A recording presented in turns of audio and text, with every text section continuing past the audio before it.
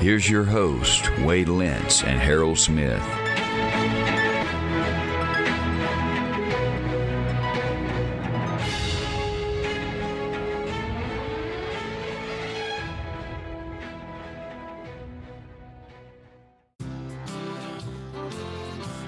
Turn out the lights,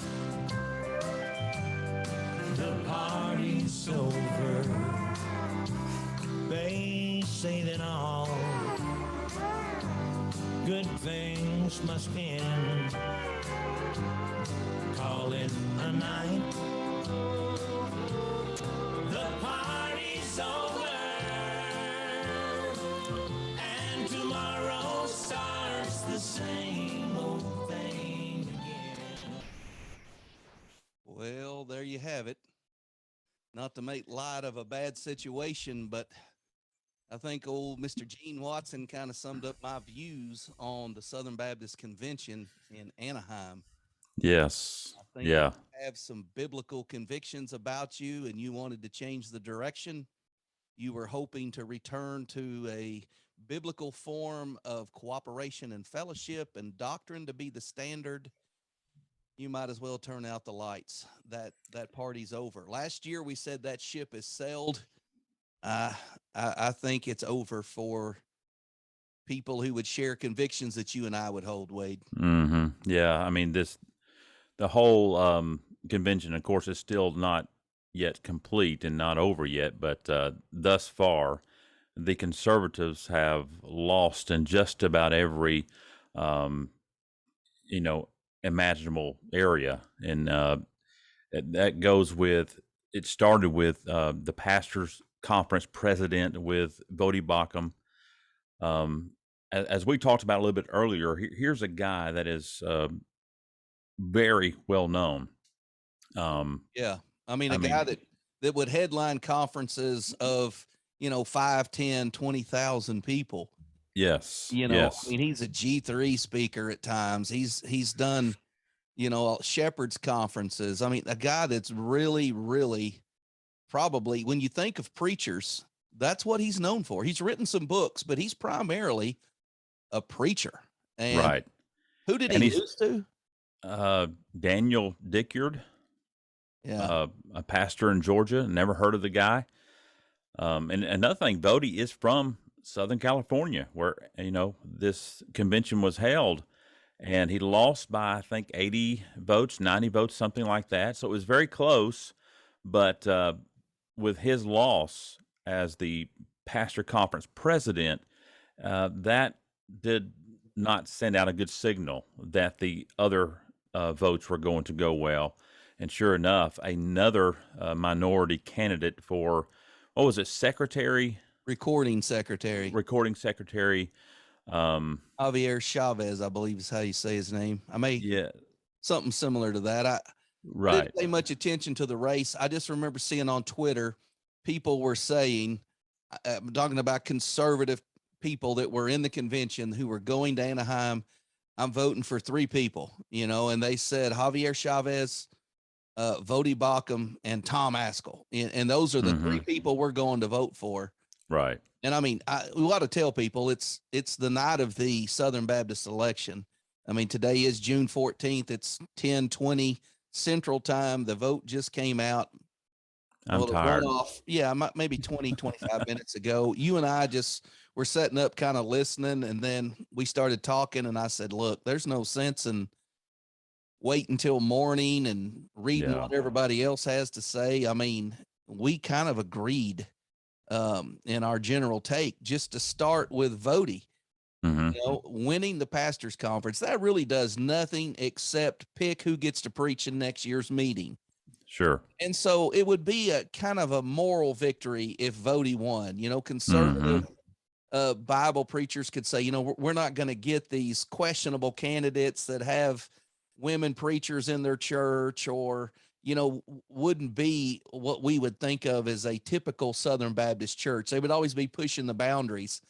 And so every year you have these complaints that this person that you're bringing in is not even Southern Baptist, not even Baptist. Right. So if you got Voddie, you could pretty much say, all right, we're going to get conservative Bible preaching. Mm-hmm. But who goes to a preaching conference? It's typically not your woke progressive crowd that go and listen to preaching. The pulpit. Yeah. Our good friend Alan Nelson wrote a resolution on the sacredness of the Southern Baptist pulpit, and they laughed and said, "No, that's not coming to the floor." They did not even bring that to the floor, which tells you all you need to know right there. Well, I mean, Ed Litton is the president, and this guy doesn't even do his own sermons. He has a sermon team, and they plagiarize somebody else's sermons who do not even preach their own. I mean, preaching is not an emphasis on the more progressive side of the convention. So I would think if there's an area where conservatives could get their foot in the door and say, all right, we're preachers, we're men who say, bring us the book. I mean, they've got t-shirts that say we have a book. We are preachers first and politicians second. Here's your chance to win. And they almost did. Voddie lost by 80 votes. But like we were saying earlier, Wade, that's 80 votes to an unheard of person. I mean, nobody knew him. Who's this guy? Nobody ever heard of him. Sure. Yeah, it just shows you the power of the platform.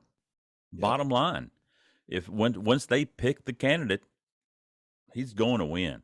Yeah, he's going to win, and Voddie had the best chance of pulling out any victory among the three conservatives, and he lost by a narrow margin. But again, that set precedent for the entire convention week.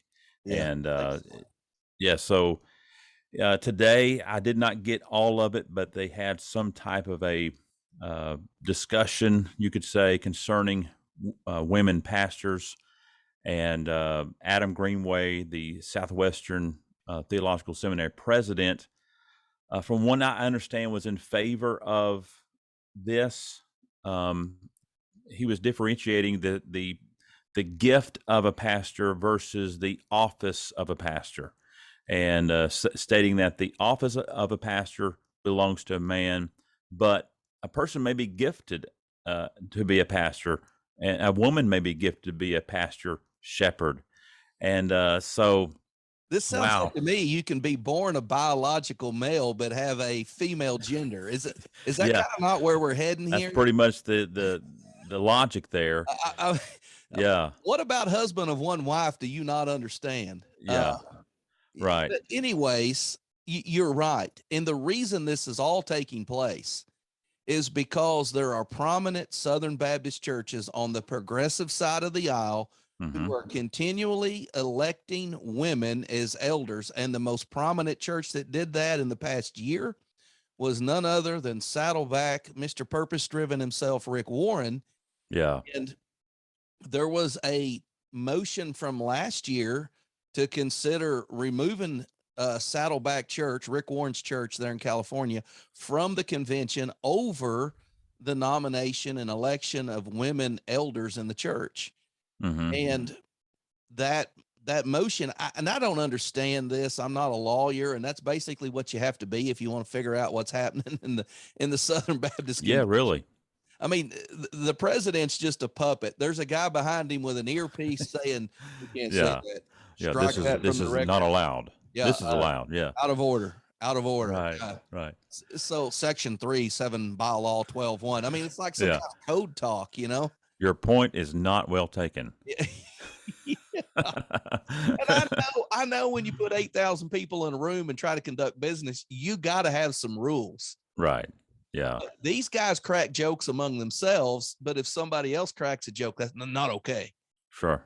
Yeah. So when you look at what went on, there was this motion that was referred to a committee last year. That committee was supposed to come back, and I didn't catch it all, and I didn't really understand it all. But the committee was like, "We've changed our mind.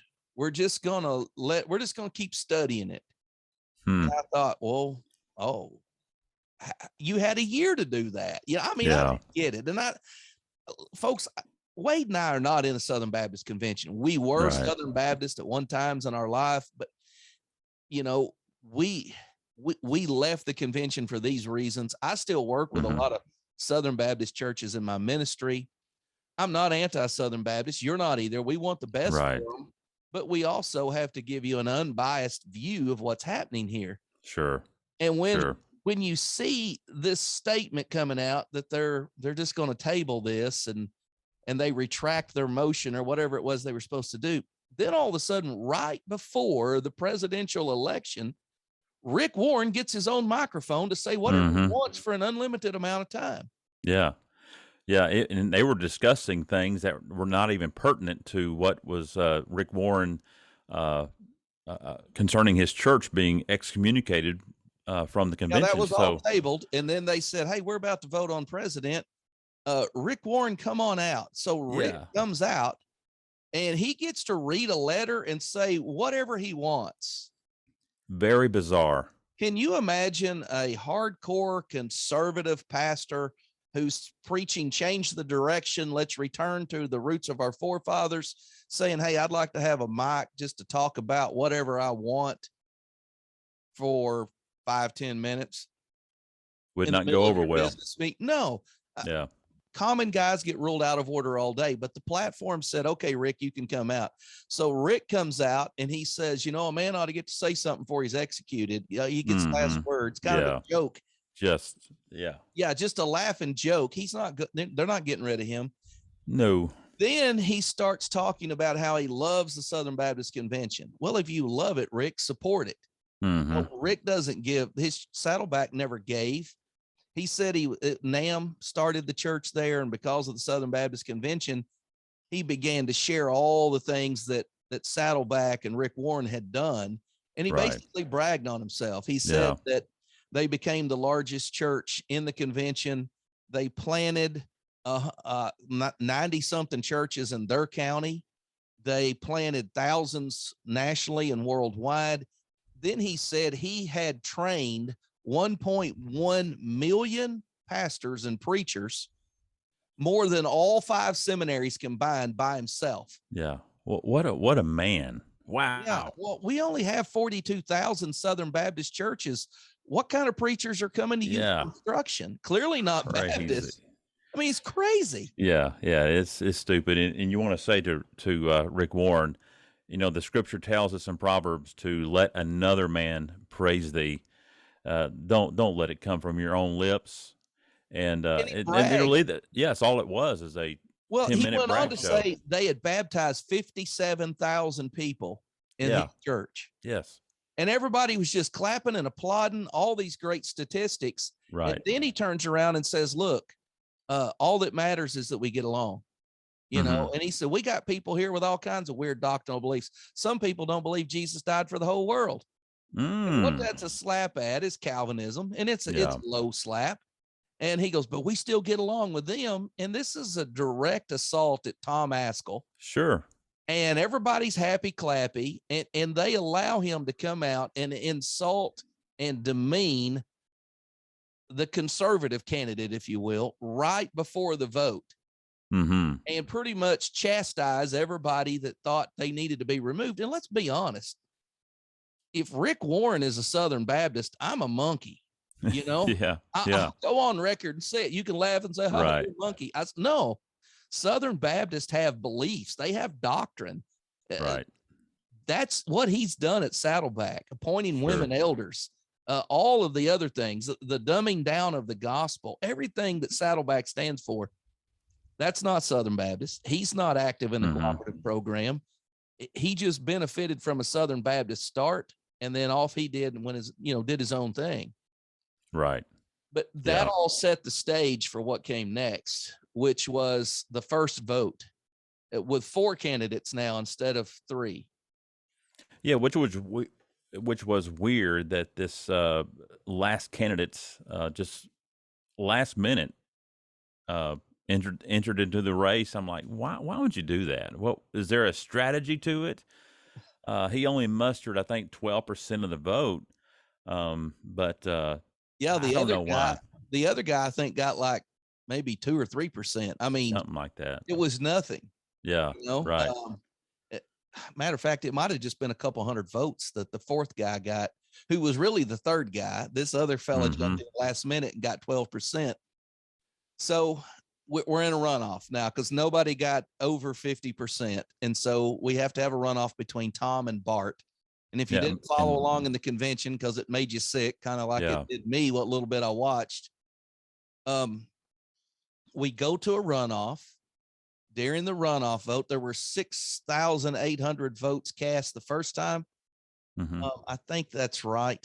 There were 8,500 messengers, and there were 6,800 votes, I think, on the first election. So we go to the runoff. No, there's not eight. Let me get these numbers right. There are a total of 8,998 messengers at the time of the election. In the first vote, it was roughly 6,800 cast ballots out of a little over 8,000. In the runoff, only 5,500 cast ballots. So about 1,300 didn't vote in the second election, the runoff. Official totals there were Bart Barber received 3,401 votes, or 60.87%. Tom Ascol received 2,172 votes, or 38.88%. So we're talking 61-39. Yeah, right. So Tom couldn't not even muster, close. Yeah, Tom couldn't muster 40%, and Bart, who is not a well-known preacher. I mean, Tom Ascol's well-known, not just among conservatives. He's well-known in the Southern Baptist Convention.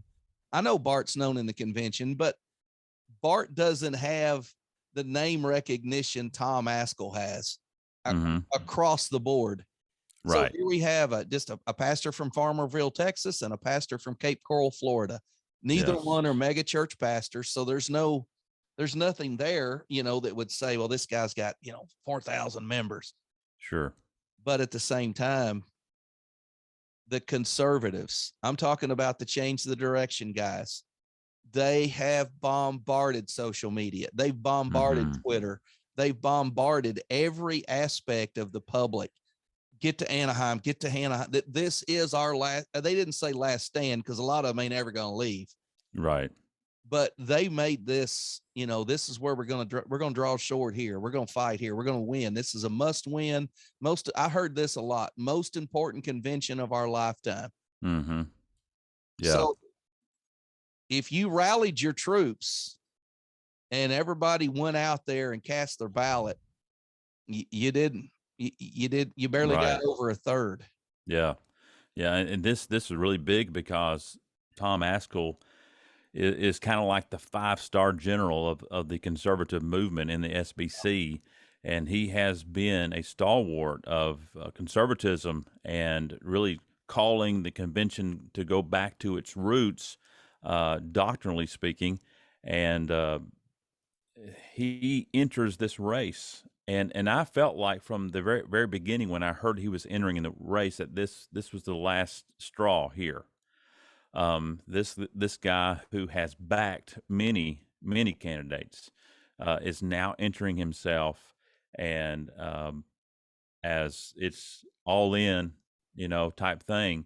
And so for him to lose, and to lose as big as he lost, it sets the it really shows everyone how lopsided it is. The conservatives just do not have the numbers, plain and simple.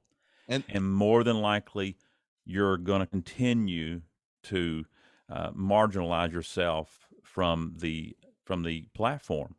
And so I want to say something too before I get off topic and we start talking about the future. Our good friend Mike Stone probably gave the best nomination Tom Ascol could have ever received. Wow. I mean, he said everything that needed to be said. He made the case of this is why Tom Ascol's here. This is why we need to do what we're doing. This is who you're getting. I mean, he laid it out, and he laid it out in a perfect delivery. He laid it out with clear, convictional understanding, passionate. And when the I don't know, I call him the mic bouncer. When the guy comes up, tells you your time's up, taps him on the shoulder. Mike didn't even take a breath. He just continued to deliver his message. He was going to do it till he was done. And when he got done, there was clapping and cheering. And I thought, hey, all right, there's a crowd there. Tom's got a shot. But he just ignited his base. And I mean, I think Mike couldn't have done a better job. You know, conveying why we're here, stirring up the people that share his convictions. I think they did a great job of convincing all, because I heard preachers last year say, I'm done. And their churches are taking steps to leave the convention, but they're not completely out yet. So they're like, well, I'm still got the right to vote because we haven't, officially withdrawn yet. So I knew of a couple of preachers that drove to Anaheim just to vote. And so I think they got their base there. It's just what you said, Wade. You're roughly 1/3 of the convention. Right. Now, what does that mean in the days ahead? I mean, when we start thinking about, I argued with Rod Martin a little bit on Twitter, and I said, don't you think you had your best chance to win in Nashville last year? You had a great candidate, Mike Stone, and you were deep in the heart of Dixie. I mean, you had you had everything going for you. You had a great attendance. Like, I want to say it was 15,000 last year. Yeah, it's a lot bigger numbers. Yeah, and Rod Martin said we're going to regroup. No, it's just a start. We're just getting started. Kind of like I'm some kind of dummy, and they're going to really roll out the troops for Anaheim. No, Mike put a better showing on than that. And yes. I'm going to tell you, and I love Mike Stone to death. I love Tom Ascol to death. I hate that two great men were put up before a group of people who just chose to go woke instead, chose to go CRT instead, chose to go, women preachers instead. And right. Yeah. When I look at the future, here's my concern, Wade. The seminaries are turning out a lot of preachers that would be okay with women pastors, a lot of preachers with a low view of preaching, a high view of fellowship, a low view of doctrine. That's just across the board. NAM, as a church planting organization, is not planning traditional Southern Baptist churches like they did in the 80s. Most of the churches they're planning would be on the Bart Barber side of the aisle. So what are conservatives doing to take this number of 39% and put it in the 61? Because they're not outpacing the Bart Barbers and the Ed Littons and the J.D. Greer. Sure. And after this convention, you're going to have even more people leave the convention. More churches are going to pull out, more pastors. And so that number is going to get smaller and smaller, and their number is going to stay the same or get larger. So there's just going to be a greater discrepancy between the conservatives and the more progressive leadership in the SBC. It's just going to get worse. And so you, as a pastor, if you have been contemplating about pulling out of the SBC, you better have an exit strategy in place, because you really, if you are watching what happened in Anaheim, what happened in Nashville last year, what happened in Anaheim just today, what are you staying in it for? Are you staying in it just to fight? So you need to really examine yourself as to why you're staying in it. And if you feel led of the Lord to pull your church out, then you need to have a strategy in place. And like Harold said at the beginning of the episode, we both have pulled our churches out. And so if you need any advice, we learned some good things to do, and we learned the hard way on not to do certain things. And so I would encourage you to reach out to us. We'd be glad to help you lead your church out if the Lord leads you to do so. One of the things I wanted to say, Wade, if you're in the SBC and you're just thoroughly disappointed by what you were seeing in the convention this year, don't do anything knee jerk. Don't show Right. up Wednesday night at business meeting and say, "Oh, that's it, we're leaving. I went to Anaheim." Yeah. Don't show up Sunday with we're leaving the SBC sermon. That's not the way to do any of this. And that's not Right. what you and I are advocating. We're not No. trying to beat the bandwagon of leave, but we do want you to think seriously about how this is going to get fixed, if it can be fixed. Mm-hmm. I mean, my phone went off and I heard from a number of pastors that just texted me something along the lines of, "It's over. Finally, Yeah. it's over." I had talked to several pastors beforehand, and they said, "I just hope one side wins handedly. I hope that whoever wins big enough that the other side says, well, the conservatives have it. We just need to go start our own. We need to have another cooperative Baptist fellowship or the conservative Baptist network, or, some Mm-hmm. group needs to come along." Sure. But I really think that all that has to start. A lot of times in the convention, the pastor is the only person that really knows what's going on in the convention. And if Yes, you're a exactly. pastor and you're not educating your people, then when you get so fed up that you say, "Hey, our church has to pull out," well, your people are going to say, "Why?" You Mm-hmm. haven't done your diligence to explain the leftward drift that's so often talked about. So Right. Right. starts with education. I always say a Baptist preacher can only move at the pace of a Baptist church, and Moses could only move at the pace of the children of Israel. Yeah. So if you are thinking that, hey, look, it's probably over. Well, I don't see us ever having the numbers to get this back where it needs to go in a diplomatic way of just going to the floor, grassroots movement, get our candidate on the platform. If you realize that's over, you need to start today Mm-hmm. educating your church.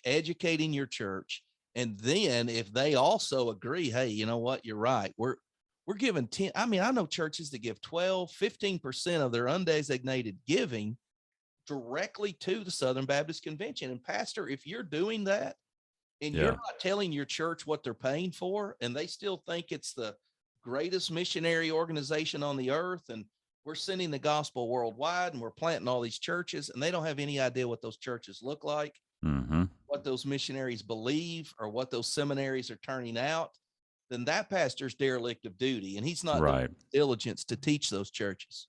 That's right. That's very true. Well, tomorrow on the agenda at the convention, I think it's the last day tomorrow, is the a big vote on the ERLC, the Ethics and Religious Liberty Council, I think. Commission. Yes, yes. They're going to be voting on dismantling that from the SBC. How do you think that's going to go? Like a turd in a punch bowl, Wade. Yeah, it ain't going to That fly. pig ain't gonna fly. No. The ERLC, if you don't know, and you're not acquainted with Southern Baptist polity, is basically the lobbyist wing of the Southern Baptist Convention. And so what you'll see is you've got conservatives that do not like the leftward drift that's been going on for years at the ERLC, and that they would like to just pull the plug on it. If we're going to Mhm. have a lobbyist that's lobbying for the left, why are we paying them? Yeah, right. There again, I think a lot of these guys want to fix the convention from within. Mm-hmm. In other words, they would like, we could go along with this if we took all that money and shifted it over here to missions where we would like to see it happen. Problem is, guys, you don't have the votes to pull that off. Yeah. At some point in time, you've got to get realistic. I mean, there's Mhm. all sorts of things about the church I'm pastoring. If we had this, everything would be fine, but we don't have that, and we Yeah. can't get that. Right. And Right. so, when we talk, we got to talk realistically, Yeah. and I think that's what I would encourage pastors to do. If you drove to Anaheim, I would be driving home from there. I mean, from here, from Arkansas, if you were driving to Anaheim, you've got like a 21, 23-hour drive if you drove Mhm. out there. And I Yeah. know several pastors that did. I would be praying about and thinking about what does my church need to know? You know, are we going to do this? And here's my advice to you. We're all Baptist. I've been Yeah. working in a church that's currently, I've been the interim pastor of a church that's affiliated with the BMA, the Mhm. Baptist Missionary Association. They've been a very good organization. My experience in the BMA has been great. A lot of preachers just simply don't know how to do missions. The BMA has the same basic Baptist beliefs as the SBC. The only difference is it's where you send your mission dollars. Right. And so at Lee Creek, when I pastored there for 14 years, when we left the convention, I said, you know, we're not just going to quit supporting missions.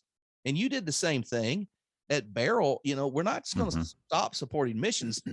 You went and found your own, you contacted people, you began to support them. We did too. That's what every church should do. So pastor, if you're thinking, hey, I think it may be time for our church to start in the directional way. Step number one is start teaching your church how to support their own missionaries they know, Yes. and Yes. be accounted for. And Would you bring agree? in a missionary.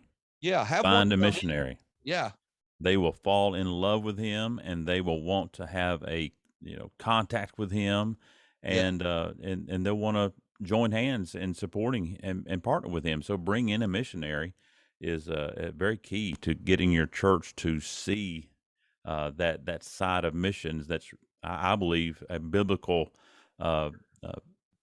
stance versus a convention's where you just way. send money to your state capital. Yeah. It's turning around, sending it to Nashville, and then they're sending it to Yes. Atlanta. And the people don't know the missionaries individually. And you may brag about the number of missionaries you're supporting, but how many does your church actually know? And Yeah. that I is couldn't. one of the things that I never realized. Being in the convention all those years, I never realized what you lose not knowing the missionaries that your church supports individually. I mean, I've held the babies of our missionaries, you know, they've stayed in our church nursery. And you say, well, you're only supporting 8 or 10 missionaries a year. Correct. But I know every one of them. Yeah. Right. I can get a direct answer of what's going on within 15 minutes almost. Yeah, and I would say to that your church, even though you might be supporting 500 missionaries or however many the convention sends out, that you're only sending about 10 cents per missionary.